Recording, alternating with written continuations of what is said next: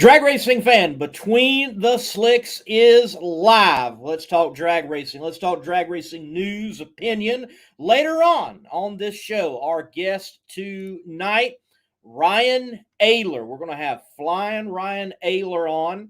One cool cat out there in the NHRA camping world pits, in particular, NHRA Pro Stock Motorcycle. Looking forward to having Ryan on and getting perspective from him. Haven't had too many pro stock motorcycle riders on. I need to work on that and get some more riders on. What is Sam Smith saying? I'm just here to ask Ryan why he hasn't shared my YouTube video. You can ask him.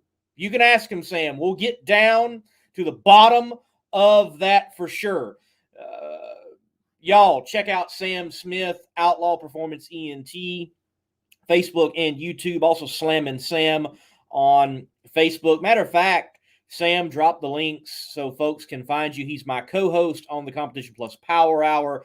And folks, please hit the like button, hit the share button on the show. Let folks know that Between the Slicks is talking drag racing once again. What a great time it is for the drag racing fan. And I think drag racing overall right now, there are more people talking about drag racing. There are more people sharing about drag racing. And my goodness, the narrative for drag racing so far. I talked about it on Tuesday night with Sam concerning the staging duel with Bruno Massel and Mason McGahey. I don't want to dive into that deep tonight. I talked about it on the Competition Plus Power Hour. Might mention it a little bit later on. I want to focus a little bit more on the PDRA. But we've been talking about drag racing the whole week. About that race and that moment and the implications and the ramifications. And I'm looking forward to the next time that we have Pro Stock at an NHRA national event to see where it may go, see who's going to test the starter again. Maybe we're going to see it in pro mod ranks too. I think we've learned what the window is that you have got, and don't mess with Brad Hardy. He's not doing a buster couch and just rolling you back. If you aren't careful, you are done for the day. Done for the day. I look at what happened at Topeka, Kansas with Pro Stock, Bruno and Mason, something that is no different than the baseball manager being thrown out by the umpire, or a player being thrown out by an umpire. And look, we love to see that, don't we? We love to see the manager go and take first base away and walk off with it or whatever, or cover home plate in dust and get thrown out. We love that. It makes ESPN. This was one of those moments for drag racing. All we needed was like Bruno to walk up to Brad and, get in his face or something. And I'm not saying he would have done that. Maybe that's not the best thing. Nonetheless, we would have been talking about it just like we're talking about it now. And I didn't even really intend to lead off with that.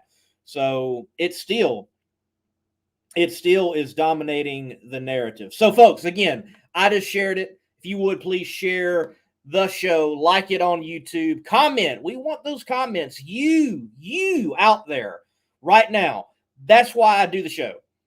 I love drag racing, yes, but I don't do it just to hear myself talk. I created Monday Morning Racer because I would literally go into work and there was like nobody to talk motorsports with. Nobody understood it. I would go to church and there weren't that many actual motorsports fans. And I wanted a community of fans to talk with and to bounce ideas off and to be told you're wrong and to tell them you're wrong. And it has grown to this very point of like Between the Slicks with a drag racing centric show where we can all come together and talk drag racing. Buddy Hull, Top Fuel driver, he says, and it's Beard, as he corrected himself, is on point. Thank you, sir. Your beard is on point as well. Y'all, guys, check out, I believe it is Vertex Roofing. It is in the Dallas-Fort Worth area, the Metroplex. If you need roofing done, That's the place. Check it out. Buddy Hole, Top Fuel driver. Looking forward to seeing you, man. Tom, checking in from Jonesville, South Carolina. Stan, what up, MMR? Man, I am doing great, Stan. Sam chimes in again. It need to happen in every event for the rest of the season. Yes! Yes! There needs to be talk amongst the pro stock ranks, and like they need to draw chips. Like, who is testing the starter this weekend? They need to figure that out. They need to figure that out. Like, why? Look, you know where it needs to happen, Sam? I think this is where it needs to happen. If the Quadra brothers meet in competition, in NHRA competition, whatever round it is, there needs to be a staging duel between the brothers. The Battle of the Boots for the Quadra brothers. Stan chimes in. Have we talked about a 31-year-old gal taking over DSR instead of the Sarge yet? No, we haven't, but I'm not shocked by that, Stan. Megan, I believe that is her name, she and others involved with the family, they've been active in leading the DSR ship. I wasn't shocked by that move. I was not shocked by that announcement. And what a beautiful thing it is in drag racing. And as we touched on it a little bit with Joe Costello Tuesday night, I've mentioned it. Drag racing doesn't need a diversity movement because it is diverse. You have women that are basically team owners. You have women drivers.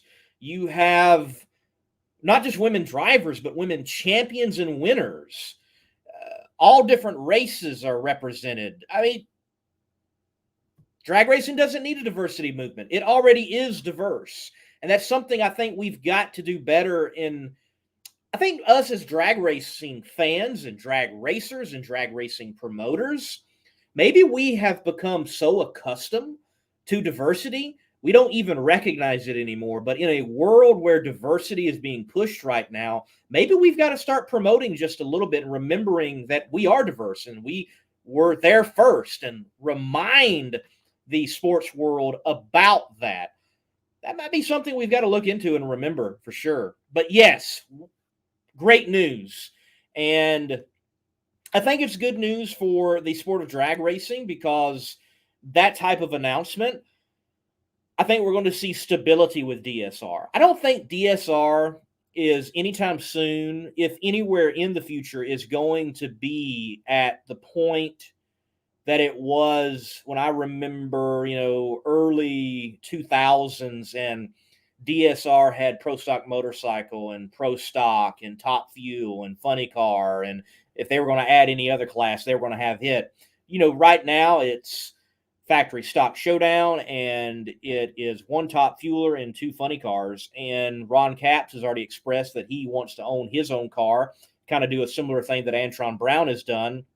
So I think in the future, you're going to see Don Schumacher Racing be leaner, but being leaner might very well be the case that it's meaner as well. And you see DSR be that much more effective. Who knows what the future may hold? But I do think with that announcement, there is a bright and solid future for DSR for sure. Oh, let's see. Steve Bright, you may see it this weekend at Sega race at the Motor Mile. Not exactly sure what we're talking about there, but yes, Steve, Sega, Southeast Gasser Association, they are at Motor Mile Dragway, Virginia. Folks, if you are in the Southeast, you want to catch great drag racing, get to Motor Mile Dragway. This weekend, I am going to be at Carolina Speedway for the Carolina Sprint Tour. I'm going to be filming there Friday night. Then I may very well try to make an appearance at Bowman Gray for their last race of the year. And there's a tight points battle in the modified division between Tim Brown and Burt Myers. That's what I'm looking at this weekend in particular. But with Steve Bright mentioning Sega, Southeast Gassers Association, there has been some buzz. There has definitely been some buzz with what Stevie Fast Jackson put out, and Mr. Swain himself with no prep, and the video's lighthearted nonetheless. that like no prep is not real drag racing and radio drag racing isn't real drag racing and this back and forth. There is something to be said, and I think there is more in common with no prep drag racing right now, like No Prep Kings, and Southeast Gasser Association drag racing and the formula that has been successful for them. There is more likeness and more commonness there than I think people realize. Look at the formula. Southeast Gasser Association, no times, just win light. No Prep Kings, no times, just win light. Minimum to no prep, whether it's Southeast Gasser Association, minimum prep. And when they do prep, they let you know they're prepping the track and they keep to their time. And they fill that time with some type of announcement. I've seen Quayne at a race come out and say, hey, who's the farthest that's came to the race today? I've got $100 for you. I can't remember the exact amount. Maybe it was $100. Maybe it was $20. I don't know. But someone from California drove to Shady Side Dragway to see drag racing there for a Southeast Gasser event. No prep. Well, obviously no prep to the track whatsoever. The cars look like the car.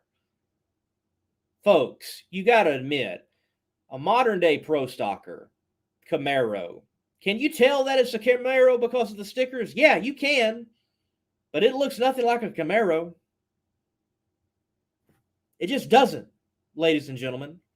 But you look at a modern day Camaro, No Prep Kings, or it looks like a Camaro, or you look at a Gasser, a Willis, it's a Willis. It looks just like a Willis.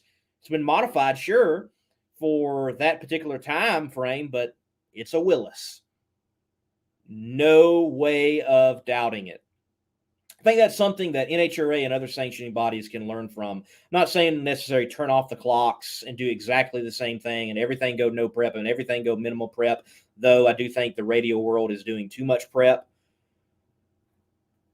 There is a core essential element. Cars looking like cars.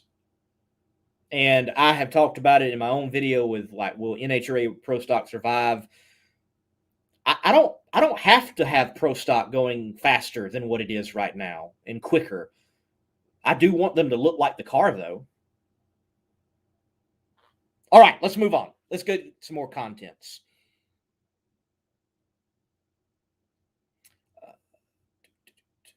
Waterbug.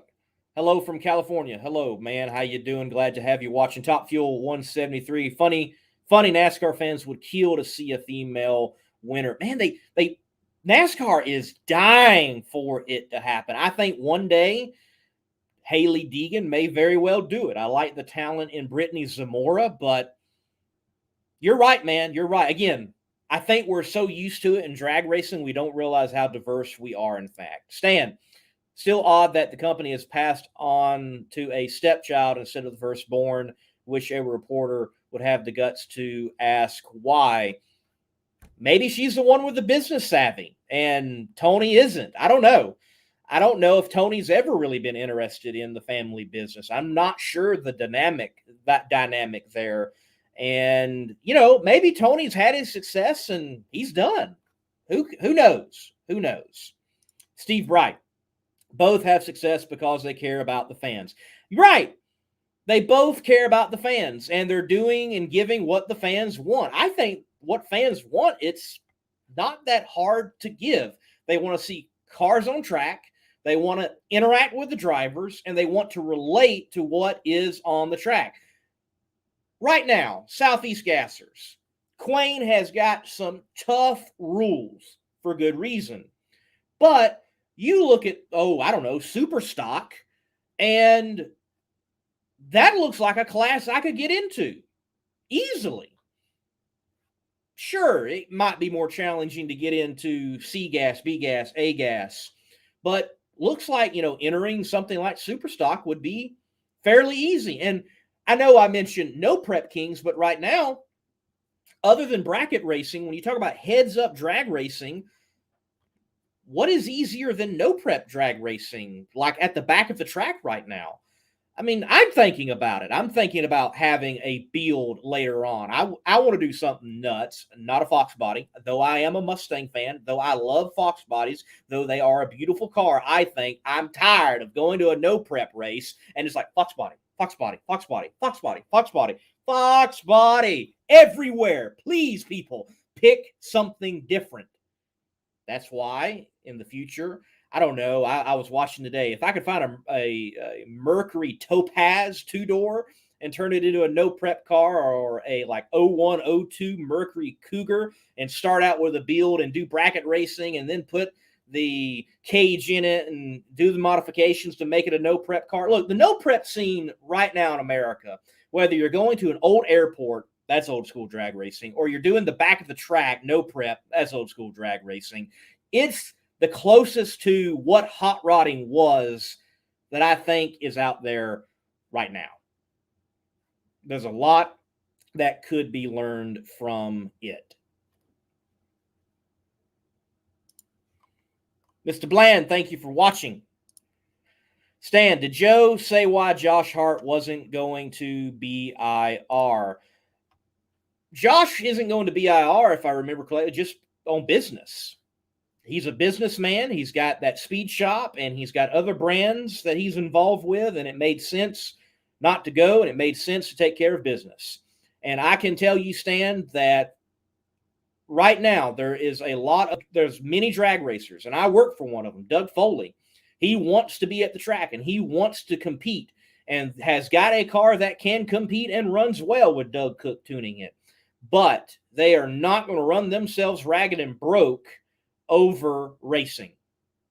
They're not. They're going to take care of business. Doug's a contractor in the state of North Carolina, and there's other business partners involved. They're going to take care of business. And you've got some intelligent people out there, and I think that's smart, not to run yourself into the ground, because there are those even that are on the tour right now, by trying to chase the Nitro dream, they've ran themselves into the ground.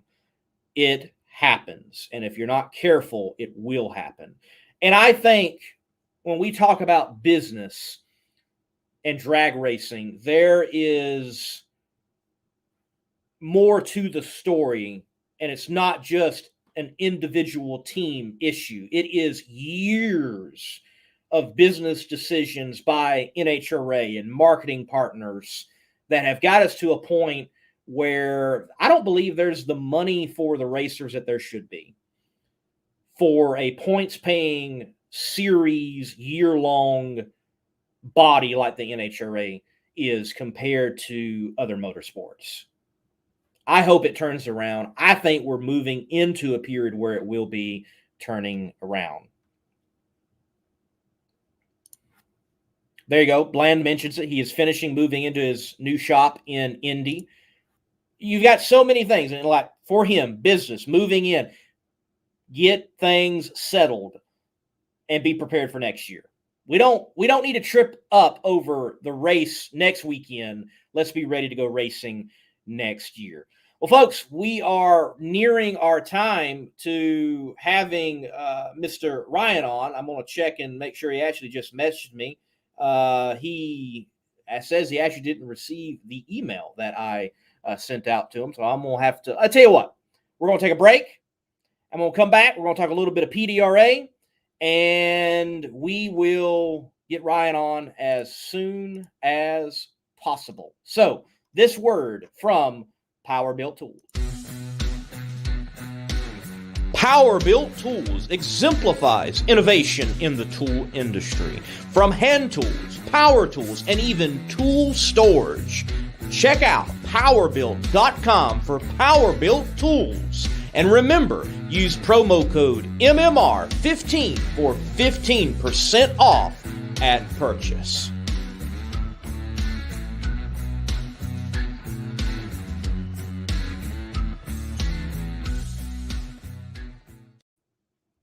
All right, got Ryan the link sent through text. Hopefully we'll see him in a few moments.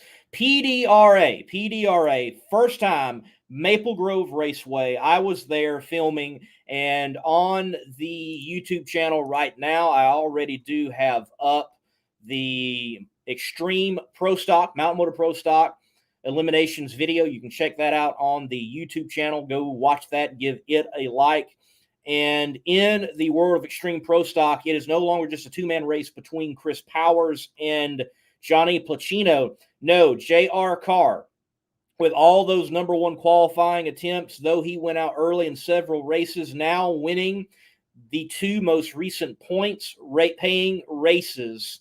He has put himself into a situation where he's made it a three-man race going into the two remaining races this year for PDRA competition. So remember the names: J.R. Carr, Johnny Placino, and also Chris Powers. Those are the guys to be watching in PDRA Extreme Pro Stock competition. By the way, Mountain Motor Pro Stock is out this weekend for NHRA competition, so they'll be banging the gears in the quarter mile. It's going to be interesting to see who will win. I would put my money on Carr. Technically, he does have the fastest and quickest Mountain Motor Pro Stock, or he set the record back in St. Louis, but they didn't get to run eliminations because St. Louis was crazy last year. I also do want to mention Pro Nitrous was absolutely insane. I've got this video for you. Let's take a look and break it down.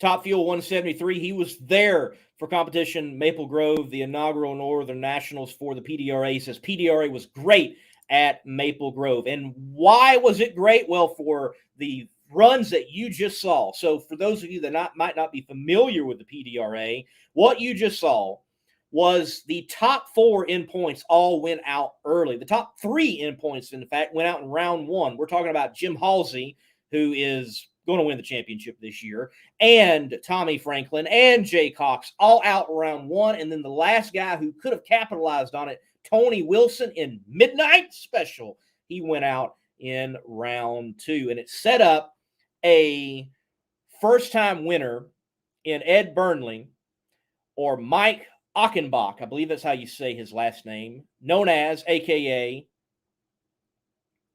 Mountain Man.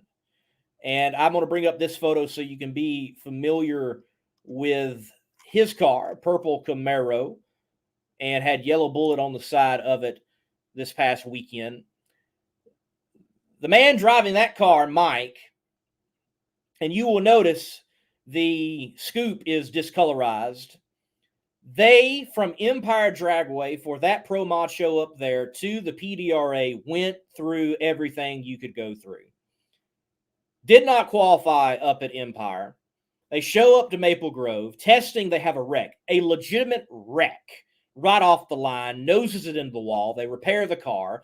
They make the show, but they damage things making the show. I'm going to show you first round here in just a moment.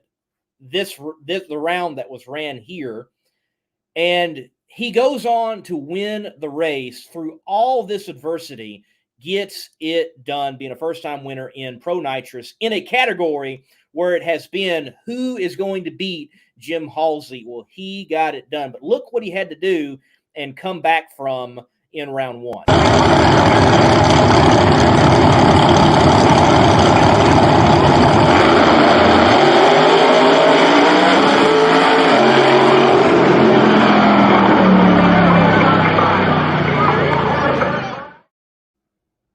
Dave chimes in, says, great race, hot as heck. It was a little warm. And Dave, man, congrats to you. You went rounds as well in that beautiful, out-of-control, supercharged machine that you've got, guys. Check out David. He's got a beautiful looking race car. But man, it was good to see you go rounds and represent Lancaster well, man. As you saw though, Mike, nitrous backfire. It even burned the windshield. They had to come back from that. He wins it. They overcame it all. Hopefully, we'll have him on the show sometime. If not, did get an interview with him after the win. All right, folks, we do got Ryan in studio. We'll bring him on in a few moments. Let me get to a few more comments and questions here. Mr. Bland, he says, I'd like to see Camping World to get more involved as well. Yes, sir. I know everybody loves to go back to the Winston days, whether it's NASCAR or drag racing, but there's good reason. It's because Winston, tobacco product or not, as a primary sponsor, they pushed what they were involved with ahead with programs like the Winston Million, programs like the No Bull Shootout, programs such as All-Star Races. We need a primary sponsor to do exactly that. You know, maybe it's the Camping World Camp Out. They call it that, and it's $1 million race. I don't know. But we need primary sponsors pushing the sanctioning bodies, the product they're with, beyond. And I really think Coca-Cola, though it allowed NHRA drag racing to at least maintain, we never had Coca-Cola as the main brand. It was always some other brand, and they were not pushing the sport as a primary sponsor. So yes, I want to see that myself. Someone pushing the primary sponsor. Top Fuel 173. As someone who used to hate 8th Mile PDRA, definitely changed my opinion on that. Hey, thank you for saying that, Top Fuel 173, because I know on my channel, we've gone back and forth, and folks, when I say back and forth, I don't mean anything negative. I just mean that we've gone back and forth communicating that, hey, 8th Mile drag racing, there's pros, there's cons, and so on a quarter mile. But good to see you go out, experience drag racing, have a good day at the event. And though there was several hundred feet they weren't running, it was still great competitive drag racing. What I do love the most about 8th Mile drag racing is that it puts it, I feel, that much more in the driver's hand. They have to get off the line. If you're late, your horsepower isn't going to help you. Ryan Hill, Monday morning. Ryan Hill, good to have you on. American Hot Rod Entertainment, bring back the Nitro shootouts at Indy and Pomona. Yes, sir. All of that. And talking about bringing somebody, well, not back, but on, let's get Ryan Oehler on the show right after this break. A word from, let's see, who should we? Hero Soap Company. Hero Soap Company is a veteran-owned establishment that produces all-natural, essential oils-infused soap that is sold with a portion of the proceeds supporting other veteran groups. Hero Soap Company.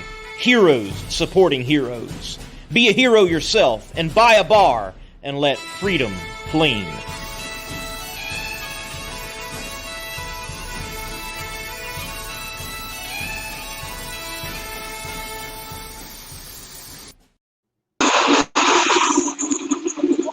Can you hear me? Uh-oh. Well, we got Ryan on. He's there in the background. Looks like he's working on the bike. Hey, we're getting a live look in, folks. Let's see if we can do commentary on it. They're checking things out, getting ready to go. It's going to be interesting to talk to Ryan in a few moments and ask him what they are doing in the shop these days. And we got the camera tilting upwards, but it's going to be interesting to say, hey, what are you all doing with these big breaks for pro stock motorcycle? So we'll give Ryan a few more moments, and we'll see He's obviously, as you can tell, at work. Yes, American Hot Rod Entertainment, an inside look. Maybe some speed secrets right here, right now. We're in the shop live with Flying Ryan Oehler.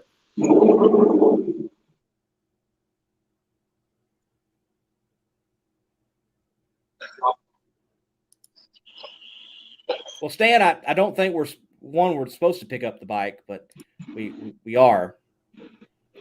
I don't know what's going on. I wonder what they're working on.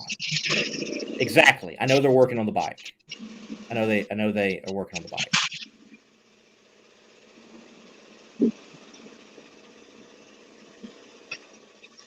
So they must have been running it, must have been idling it, and now they're going to cool it down. Ryan, how's it going, man? It's going, man. We're staying busy. All right, yes, you're staying busy. We just got a little live look in. Talk to us. Break down what was going on. Well, we've got a newer bike that's going together with the new style Gen 2 motor, and we've been shaking down a lot of stuff, just getting it in there. There's some chassis changes, some body changes, just basically a build for the most part. Just, you know, when you got to move an oil tank and a battery, and the motor doesn't have all the same mounts and fits. There was just a lot of little things that had to tweak to get the motor to go in there. And now it's the shakedown process of here shortly getting it on the chassis dyno and flogging it a few times. And we're planning some test sessions coming up right here before the big one.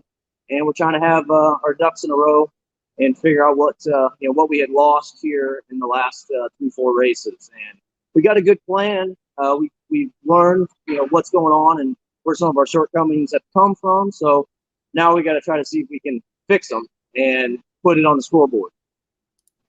All right, so new bike and getting things ready to go. Talk to me about the break-in process on the motors in which you all are running. Because I remember when I went and bought my first motorcycle, I was a bit surprised when they were like, oh, you have to break this thing in. Like, you can't just drive at 55 for 3 hours. You got to break Sure. it in. It's got a certain mile. So what's it like breaking in a Pro Stock motorcycle engine compared to a Kawasaki Ninja 250? I didn't have it that long. They kind of come out of the engine room, on kill, ready to go. It's always been our experiences that the fewest amount of runs after a certain point is when they're at their prime. So there is a small process of when it's a totally new build of breaking in the rings like you used to hearing, but the tolerances are so much closer, and we keep such a detail on all the increments of the build, so we know where we're at. We like to do a couple warm-up cycles to get some heat in the engine, get our valves set to where we feel comfortable that they're not going to move. If it's new cylinders and new rings, we make several warm-ups at it, and then we pretty much go on the dyno and go wide open throttle, and then we just kind of really keep really close tabs on all of our diagnostics of our engine, whether it's our leakage, our compression, where the valves are at and the valve lash, and then ultimately what horsepower they're putting on the board and what ET they're putting on the scoreboard. So we know that after every race there's a major overhaul, maintenance, at least inspection, where you go through every single part of the engine and it all goes back together, and that's at least our process. So we try to be real thorough. All right, Ryan, look, obviously we can talk a lot about drag racing and your season so far and what is ahead, but I do want to take the time and just say, dude, thanks for being a cool dude. As I was watching earlier a Joe Costello interview, you're like, hey, I try to be a good-hearted guy. I try to be nice to everyone. And, man, you do, and you do a good job of it. I know since the first time I interviewed you after your first win, you've always said, hey, man, how you doing? Fist bump, and you're not one of the jerks out there in the pits, whether it's from the crewmen or from riders or drivers. So talk to me about the Shooter McGavin of Pro Stock bikes. Yes. They're lurking out there. Right. They are. So why have that mentality as a professional, and why be that way? Why cultivate that? Well, I mean, I was lucky enough to be born that way for the most part. I had a good family, and my dad supported me, and my grandpa was a real optimistic guy as well. And there's really not a lot of place in our heart for negativity. It really doesn't take you anywhere. other than backwards. So we try to stay positive, and our work ethic's good. So then when fans are there to appreciate what we're bringing to the table, we want to give them the full, as me and Corey Reed have been saying lately, the ultimate fan experience, maybe the pro bike ultimate fan experience, where you're allowed to maybe see a little bit more of the action in the pits. And these are all things that we're talking about doing that, the fans would definitely appreciate. And we want to give everybody a look inside of what we're doing. You seeing us running, I'm just on a time crunch. We're testing, and you kind of caught a glimpse of it there, which was cool. But we just don't have a lot of time. My wife's at home right now with our 13-day-old baby, I think, and it's tough. So we're working around the clock in multiple businesses. The drag racing is still a major priority. We got a new family at home. We're growing, and if I thought I wasn't getting a lot of sleep earlier in my racing career, I got a feeling that right now maybe some of the more challenging times ahead. But we're still hard at it every day. We've brought a new guy on the team, Josh Ace. He's been on Arana's team previously. He was on a pro mod team before that, and he has been awesome to have in the shop full time. And we're getting a lot more done than what we would normally get done without help like that. So we still got Terry from Liberty Gears, who's on board. He's a dedicated guy. He may be over in Michigan, but he's still working on something a lot of times for us. Scott Hamilton, Scotty, he's there every moment we need him. He's planning a big party at his bar this weekend. They have a big festival in the town I'm from, and so we have Jim, who's in South Carolina. Jim and Flo, they're been going to every single race with us helping, and Randy, our truck driver. So then he's done an absolute ton of stuff too. You think the Western Swing, all the miles everybody drives. He drives every race out there, comes back, gets a travel camper, takes it to South Carolina, then comes back, brings another truck. And it's amazing how much the teams have to go through to get to these races. And it takes a lot of people. And then my dad heading up our engine development program. He's in the other room right now working on a program to fix some of the problems that we have had in the last few races. So it just never ends, and we're super excited to be here and super excited to, like I said, share it with the fans and look for some news coming about that. All right. Very, very cool. Very cool. Yes, the newborns tend to take up sleep even more than race cars. So, man, get your sleep in however you can. Stan, he asks, is the NHRA going to cap the ET and speed at 670 and 210? Are there talks amongst you all as riders, the class, the NHRA as a sanctioning body, that it's getting to a point where we need to work on the speeds in the ET a little bit? No, absolutely not. The pro stock bike class is strong as far as its competitors go. It's still an engine development based class, and there's no real reason that this class would get a limit put on it because of its performance in that regard.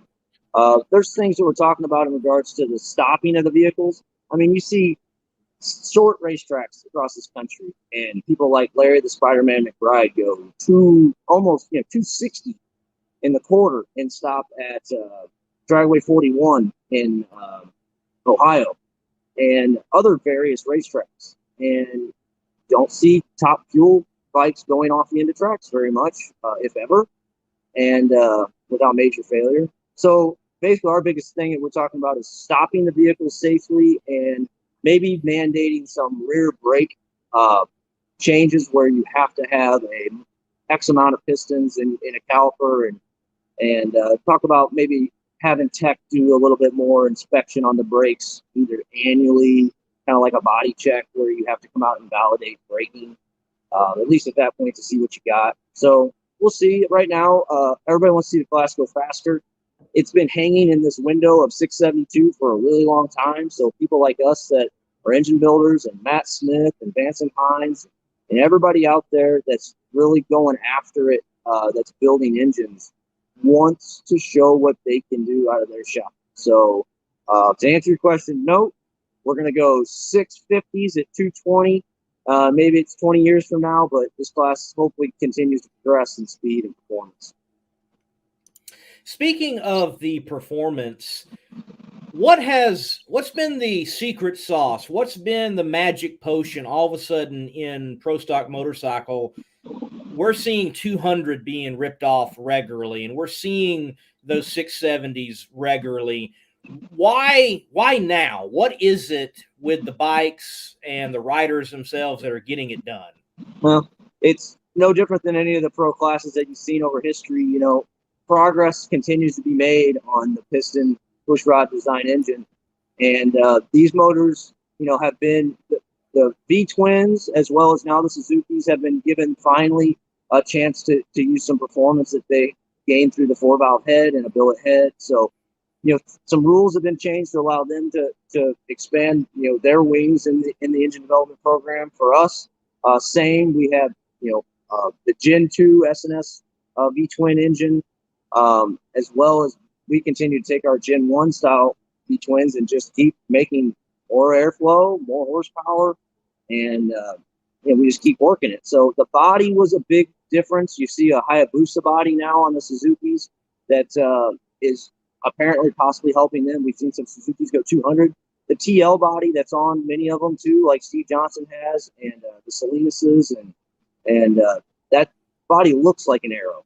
The Buells were given the EBR now Buell 1190 RX body that is a full fairing, very, very aerodynamic body. And Vance and Hines, with their Harley program, now their V-twin program, they have the EBR body. So you're just seeing a couple rule changes as well as more horsepower being made, get put up, and good ETs are coming because we've got some good tracks and some good air on top of that. So with the Pro Stock class, if you do not have good air, you do not have, it's maybe some advantage of a tailwind at all or none, you'll see some really quick times. All right, on a light note, Ryan, your last name, Oehler. I've got to ask, what are the worst cases that you've heard it butchered? What are the strangest ways in which you've heard it pronounced? Sure. I mean, Oehler, Oehler, since kindergarten, you know, has been Oehler, Euler, Aller, Oehler, Euler. A lot of different, very rarely is it Oehler. But then it almost looks like when you talk to people that are German, they say, well, the O's silent. It's Oehler, like Ehler. So, maybe it's Canadian. I don't know. There you go. There you go. I'm just glad to have Kraft as my last name. It's easy. It doesn't get mistaken that often. It's Flying Ryan. Right, We're right. going to go through that, you know? I mean, no, we weren't going to go there. Right, right. We're going to go Flying Ryan. That makes it a whole lot simpler. Like, look, you know, the winner of PDRA, I go up to him, Pro Nitrous, Mike Achenbach. I think that's how you pronounce it. But he said it to me first, and I wasn't able to see it. It helps me when I see it, and then I can enunciate it. Sure. And he's like, Achenbach. I'm like, all right, your name's just Mike in the interview. Thanks, man. You know, I'll buy you the nickname Mountain Man. So, sure. Well, look, got a video for you, and after this video, I want to dive in on that moment and how it has fueled the team since that very moment. In the semifinals, we put him in Matt's Rasmus. I see the Pro Stock guy, Jay Kaufman's team is down there like trying to pick their spot on the starting line. They actually stood in front of the guy who was lining Matt up to go down to the racetrack. So, excuse me, sir. You can have the racetrack in a minute. Right now it's our turn.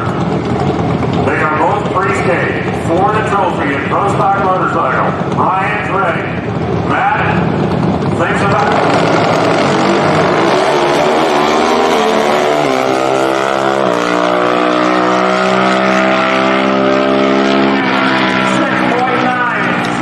194 miles an hour. He was 0-10 on the tree and raced to victory. Danny Nelson, who is now at 614. And Zach. Well, there was the first one in Indy 1 of all those Indies in 2019, a chaotic year. 2020, not 2019. Come on. 2020, yes. So you pick up your first win. Crazy year, crazy time. Been working for it for a long time. How has that win fueled you since, and even going and getting the second win? What has it been truly like, even months, year after that win? How many times has the phone picked up, and has it helped in sponsorship and marketing, all those things? Give us the details on the long play after that first win. Well, as a rider, it reestablished the concept. Yes, I can pull up to the line and I can win. That's important because coming from the Pro Mod Harley, it was the same thing. It's those hurdles. It's I need to get into the 899s. I'm stuck at 9.0. 9.0 doesn't mean what matter what you do. You go 9.0. Suddenly 890s, and then bam, 2 years later you're 820s. Same with winning races. You have to be extremely comfortable on the bike so that you cut very good lights.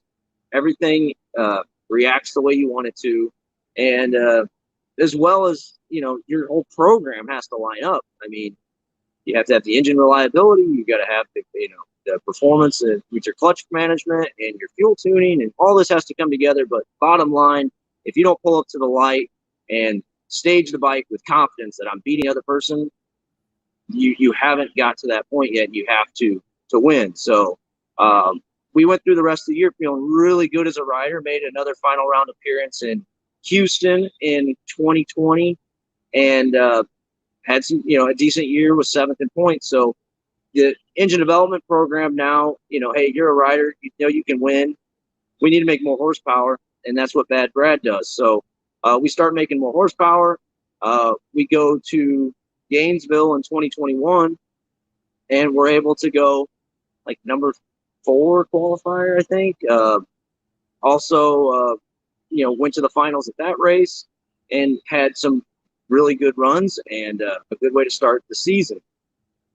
Vegas, the very next race, we go ahead and go all the way to the finals, and we win the thing. Granted, it's a 4-wide, but still in the 4 bikes in the final, we were the quickest and fastest, and Scotty Polachek was like right on top of me with the numbers. It was super close, but I think I was out first as well.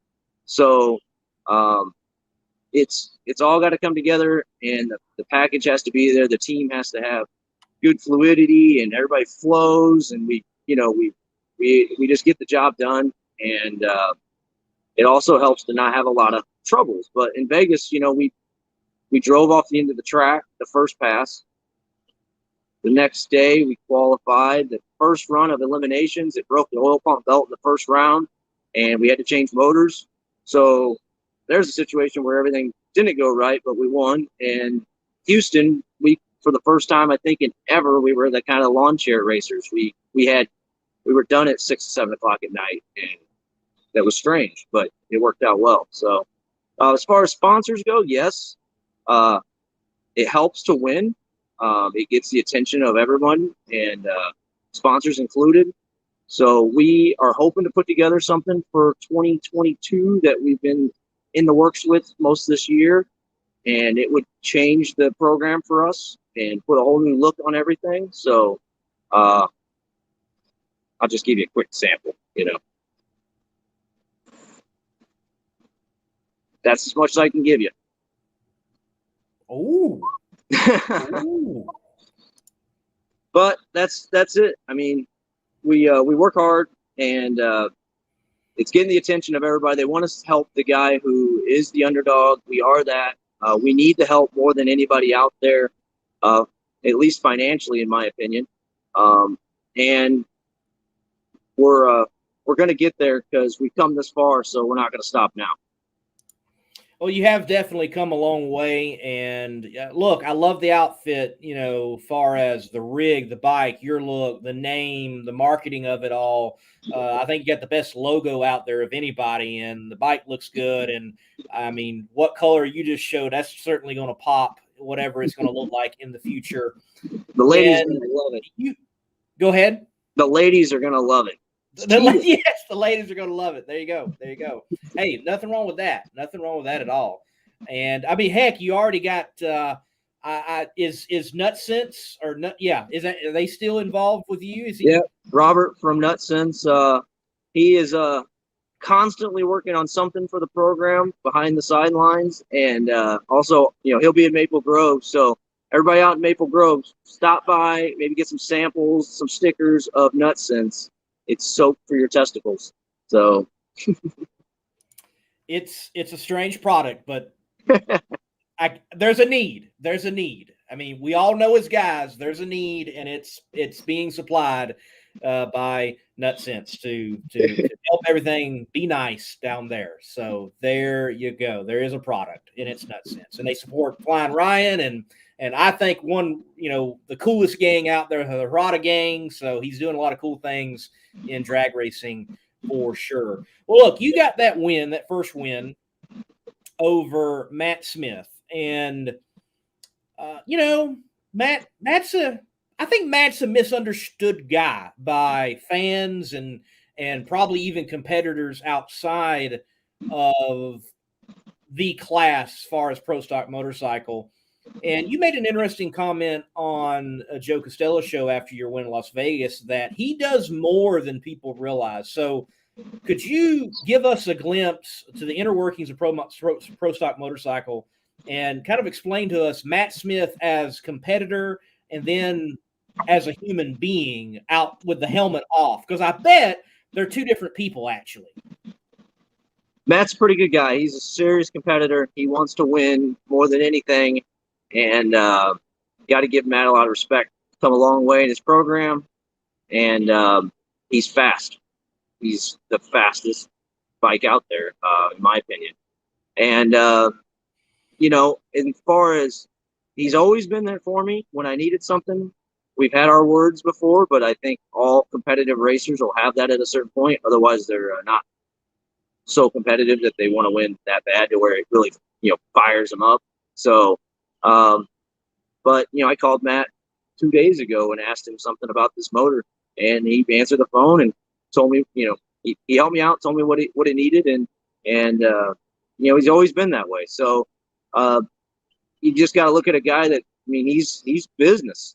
So we are too. We might be a little bit more lighthearted, I don't know, but maybe that also is a weakness. So, but hey, if I'm going out to the drag races, I'm gonna have some fun, and I'm gonna try to win, and that's at least what I'm going for. If I get a really big sponsor that says, Ryan, you're going to be here at 7 a.m. and here at 9 a.m. and here at 10 a.m. and these are your obligations, then I'm here for you. But so that's kind of it in a nutshell there on Matt. Well, there's still the remainder of the year with Matt, Scotty, the rest of the gang. And I think I looked, you were sitting, fifth in points. There's going to be the reset here not too long for you guys. Rest of the year, championship run. What are your odds? What do you think? Well, it's pretty tough to be a champion when you're still hunting for reliability. You found reliability, now you lost some horsepower, and then you're kind of out there, dancing around a lot of the key targets, clutch tune-up, computers that you're using on the bike for fuel management, ignition. None of this stuff I'm dead set on. This is exactly what I want to be using. And someone like Matt, who's been using same kind of setup, continues to get more horsepower, but doesn't really change big hurdles in his program, has a consistent opportunity to be successful. We're still hunting a little bit, which doesn't make you say, hey, I'm definitely 100% going to be the champion. We would like to finish well this year. We've always said, we finished 7th last year. We're currently 5th. It'd be nice to make a top 3 until that moment where you really got everything figured out in your program and you're out there winning several races a season to where you can say, hey, we're at least going lots of rounds in competition. We are a major championship contender. And we know we're a contender, but we're just not quite, in my personal opinion, at the level where we can really bank on it. But we're going to keep doing better, and another year is going to fly by, and we're going to keep working towards getting it down the track quicker, and that's the name of the game. So that's why we're going testing next week. We're going to go testing the week after that. And meanwhile, when you say test, you're also working here, working there. You're going to the diner, taking motors apart. So all this is going to happen in just the next couple weeks, where we're running around like the Tasmanian devil. And there's a path of destruction behind us on our way into the engine room and the way back down to the shop. We got to take half an hour in the middle of the night to pick up all the debris. So that's where we're headed, and that's where I got to get headed here real soon. So because I'm already getting calls from the wife that midnight's not a good thing for her. So. Yeah, well, we're going to let you go in just a few moments, and talking about what you're doing work-wise. AirTech, what is AirTech, so that folks know, and if they happen to be in the area and they need AirTech's help, who do they call and what do they do?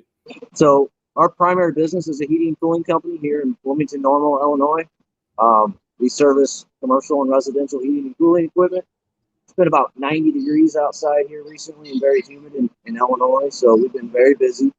And we specialize in working with the apartment management companies, and we do a lot on the college campuses around the town. And it creates a lot of work because the kids have just come back from their summer off, and it just is a major influx of work, which is hard because I will go from driving 40 minutes away to a service call in an attic, and then next one on a roof, and then I come back here and I work with Ace, and we come up with where we're at, and we go then work into the bike shop. And it isn't until about times like this where I can actually get away from the front desk and the service calls and get focused on the primary band of pro stock motorcycles. So we're trying to divide them up. Personally, I'm trying to divide them about 50-50, roughly 100 hours a week, and I'm trying to put at least 50 hours in each side of the companies. And Ace coming along helps put another more like 80 hours a week in the bike, and Brad a consistent 7 days a week, 12-hour a day engine guy. So everybody else comes in and fills in and still helps with the program, whether they live out of town or not. But it's a big push when you go to Indy. So you really want to go and give it everything you got, and that's what we're going to try to do year after year. And a lot of teams do it, and it's what makes Indy so special. Pivotal moment of the season for the countdown, and you definitely want to hit it with some steam so you can actually have some major effect going into those next races, because it goes straight Indy, Maple Grove, Charlotte for us, and then the fuel cars continue on to St. Louis. So 4 in a row for the series, and it's a tough journey. Well, man, look, get tested up, get rested up. We look forward to seeing you at the U.S. Nationals. And, man, thank you for coming on. I was trying to get things worked out with another guest, and we had tried. I messaged it over Facebook a week ago, and you were kind enough to get back with me and say, hey, this way is a better way, and you came on today, short notice. I really appreciate it. Go do whatever else you got to do on that bike. I forgot one guy on the team. Just realized it, because Mike Mullaney, who's on our team, who was formerly on Vance and Hines Pro Stock bike team. He's been a major asset to the team, and he comes on at a moment's notice and makes a set of pipes, helps with the chassis work, helps with the body work, and he's got his own business now just south of Brownsburg. It is Mullaney Cycle Works. Mullaney. What's Mike's business name? Mullaney Cycle Works.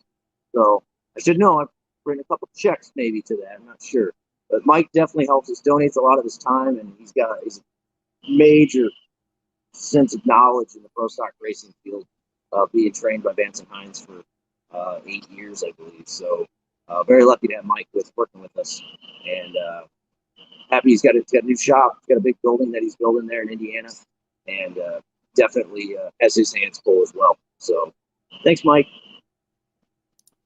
And Ryan, again, thank you. And hey, hopefully Indy will hold for you a U.S. Nationals win, along with that first-time win there at Indy for that Indy 1. So that'd be cool, man. It would be cool to see. Thank you for being one of the good ones out there. Thank you for your time, and whatever else you got to do this evening, enjoy it, man.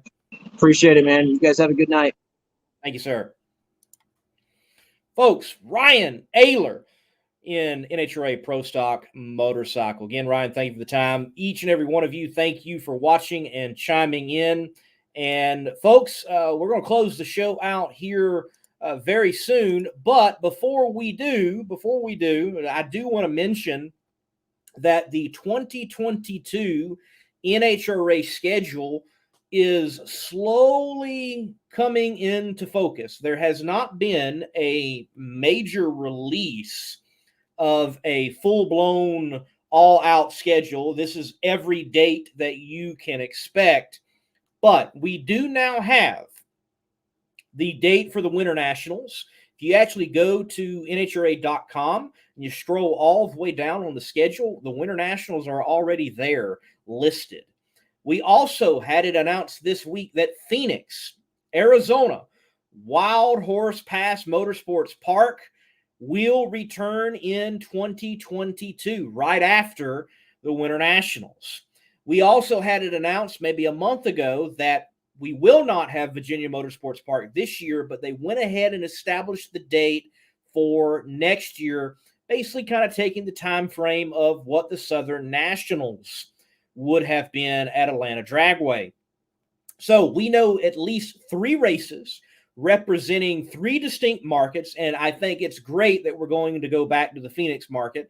And though long-term there might be some issues with that track having existence right there on that piece of property, I do hope that we continue to work to having that market, whether it is a Tucson, a Phoenix, an Albuquerque, or whatever it is, that area for NHRA drag racing at the most professional level, NHRA Camping World. On the horizon, though, go check out on Facebook, Mississippi Raceway Park. I shared it also on the Monday Morning Racer. I've been following this very closely. There was a major announcement made earlier this year. I knew a little bit about it even before the major announcement. But Mississippi Raceway Park, it's going to be near Hattiesburg, Mississippi. They do plan on, as well as having a 3/8 mile oval and a road course, hopefully IndyCar, NASCAR, IMSA, they are seriously pushing with the drag strip portion to have an NHRA national event. And they say that it's favorable, the talks with the NHRA, because it will cover a gap in NHRA coverage in markets right now. We're going to be losing Houston, obviously, very soon.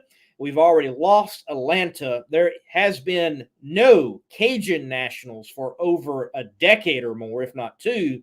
And situating it in Hattiesburg, Mississippi, you will pull from, in essence, many of those markets that we have lost with one central location. I think that would be a good thing to see for the NHRA and the Camping World Series in particular.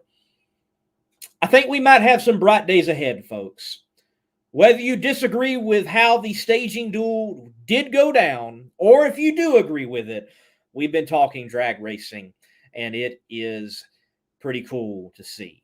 Guys, make sure, go give a like on Flying Ryan and his social media outlets. The next time you see him, say, hey, I saw you on Between the Slicks. Thank you for coming on the show. Get a t-shirt. Buy a t-shirt from Flying Ryan and get him to autograph it. Folks, support those who are out there providing a source of entertainment for you and I that we all enjoy, the sport of drag racing. Give them a like, buy a t-shirt, even the ones you don't like. Help them out. Until next time, folks, I'm the Monday Morning Racer. This has been Between the Slicks. We'll be right back here Thursday night. Tell somebody about it. Bring a friend. Let's talk drag racing. And I don't know who we'll have next week. We'll have somebody be right here to talk drag racing. Until next time, folks, God bless and keep the pedal to the metal. Thank you, Waterbug85. Another great show, MMR. Thanks. Thank you to you all. This is it. I'm out with a commercial, I think.